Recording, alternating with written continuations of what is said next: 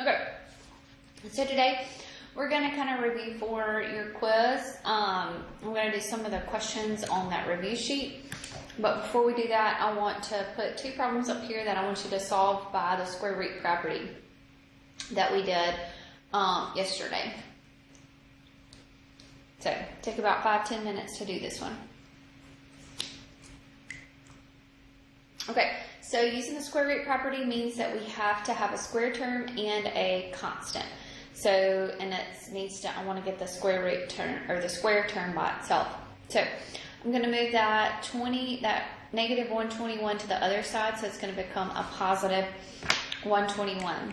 And then when I take the square root of both sides, I'm going to be left with an x over here, and this is going to be a plus and a minus, and that's going to be an 11. Square root of 121 is an 11. Okay, here we're going to add 64 to both sides. So you're going to get a 4x squared is equal to an 81. The x squared term is not by itself, so you're going to divide both sides by 4. So you're going to have an x squared is equal to 81 over a 4. So you've isolated that square, so now you're going to take the square root of both sides. So you're going to be left with x plus or minus now. Square root of 81 is a 9. Square root of 4 is a 2. So it'll be plus and a minus 9 halves. All right, what about this one? 7x squared is equal to 35. So y'all do this one for me.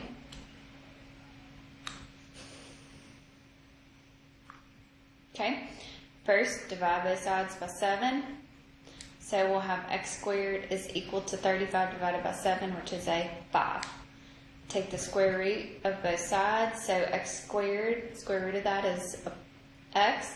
Square root of 5 is a plus and a minus here, so then it will be, you can't simplify that 5 any. Okay?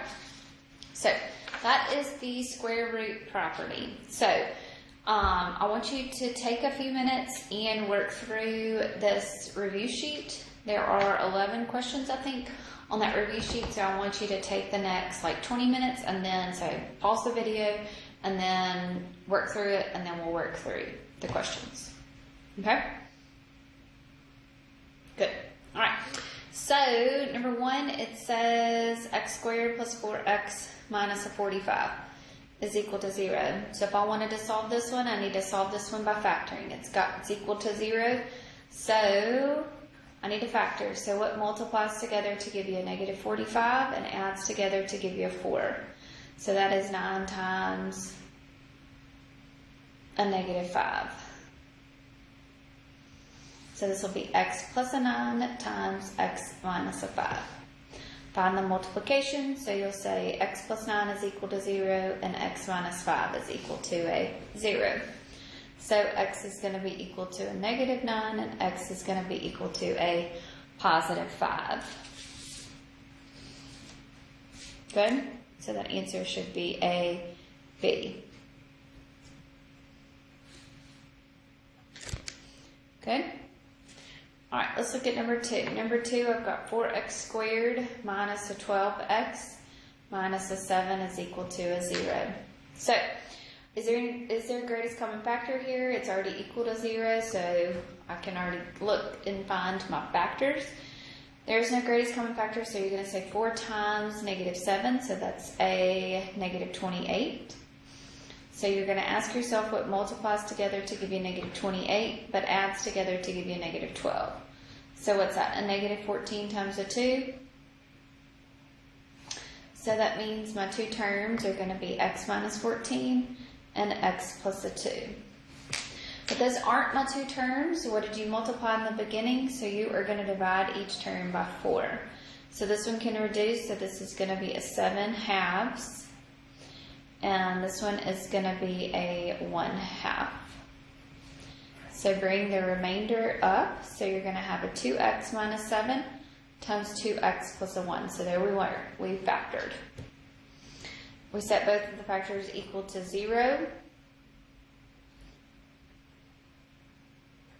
So we'll have 2x is equal to 7.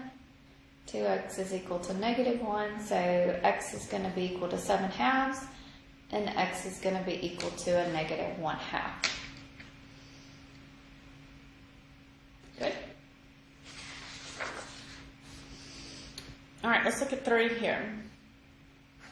So 3, I have an 8x squared is equal to 64, and what do I have? That has an x attached to it, so I can't use my square root property because I have an x term.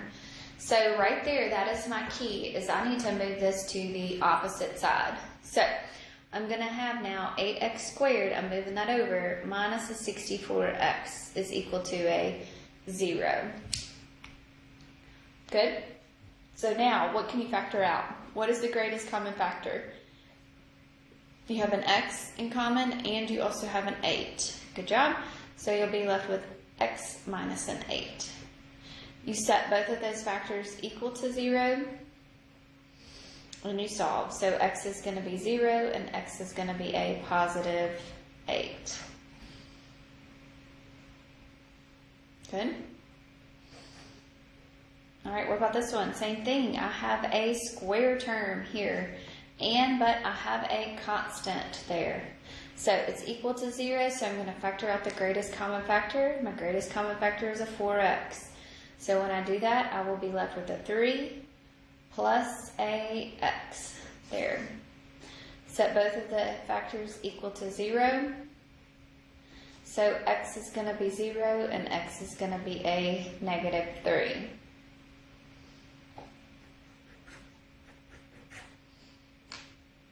Good? All right, what about number 5 here? I have a 4x squared is equal to a 44. All right, this one's different than number 3, right? Number 3, I have an 8x squared is equal to 64 what?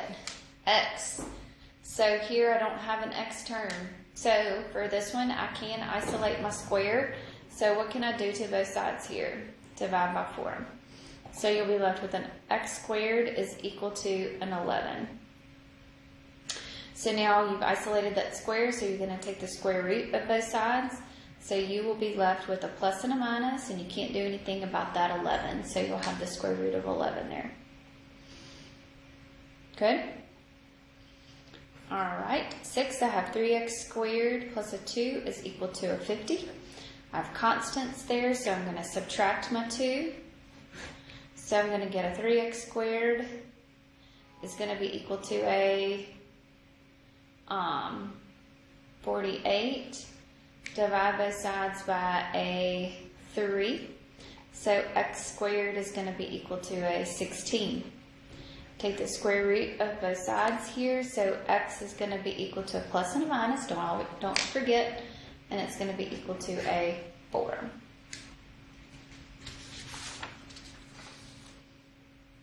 Okay? Good deal? All right, let's look at these graphs here. Okay?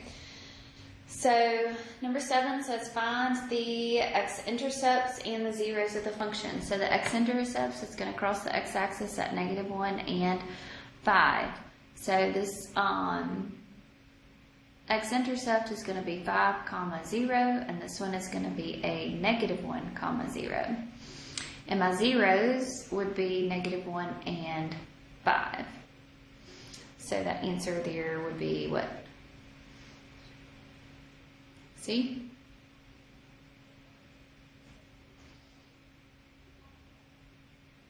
Okay.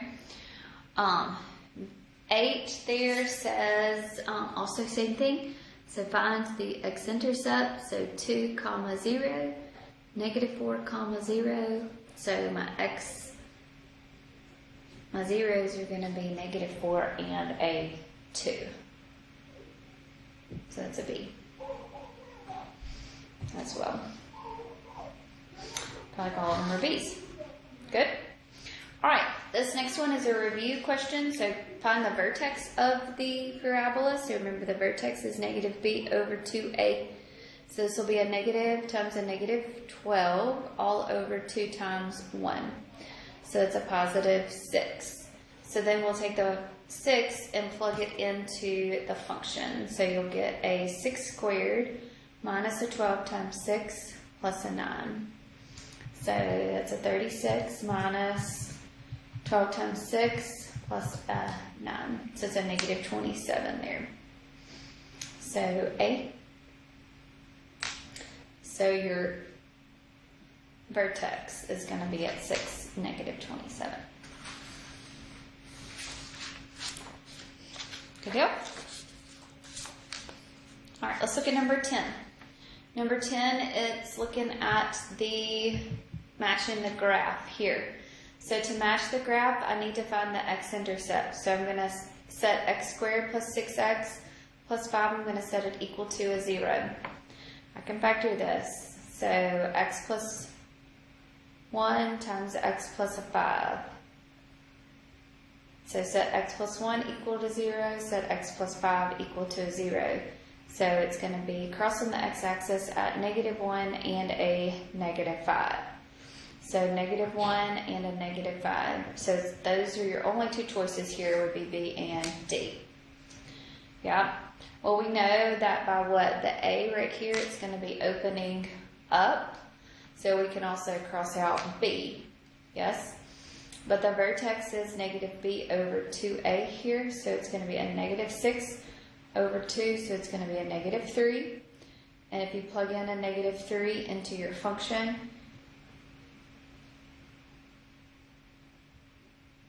you will get the vertex to be a negative 4. So negative 3, negative 4. So your answer there would be a D.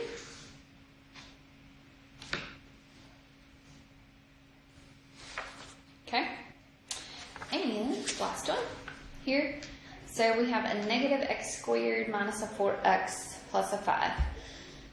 So to do this one, then we set this one equal to a 0. Okay, can you factor out a negative here? So this is going to be an x squared plus a 4x minus a 5. So I can factor this, so it's going to be x plus a 5 times x minus a 1. Okay? Good? So we'll set x plus 5 equal to a 0 and x minus 1 equal to a 0. So where it crosses the x-axis is going to be at negative 5 and a positive 1. Okay. The vertex here, I've got negative x squared minus a 4x plus a 5. So the vertex is going to be negative b all over 2a. So it's going to be negative times a negative 4 all over 2 times a negative 1. So that's 4, positive 4 over a negative 2. So it's going to be a negative 2 as my vertex.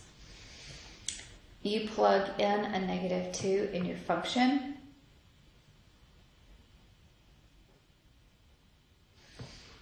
So when you plug this in, so it's going to be a negative 4 plus an 8 plus a 5, which is going to be a positive 9. So the vertex is going to be at negative 2, 9. Okay, so it crosses the x-axis at negative 5, positive 1, and has a vertex of a negative 2, 9. And it opens down, and why is it opening down? Because that x squared right there, that x squared right there is negative. So your answer here would be a C. Okay? So that is a review for your quiz that you will have tomorrow. If you have any questions, please let me know. Have a good day.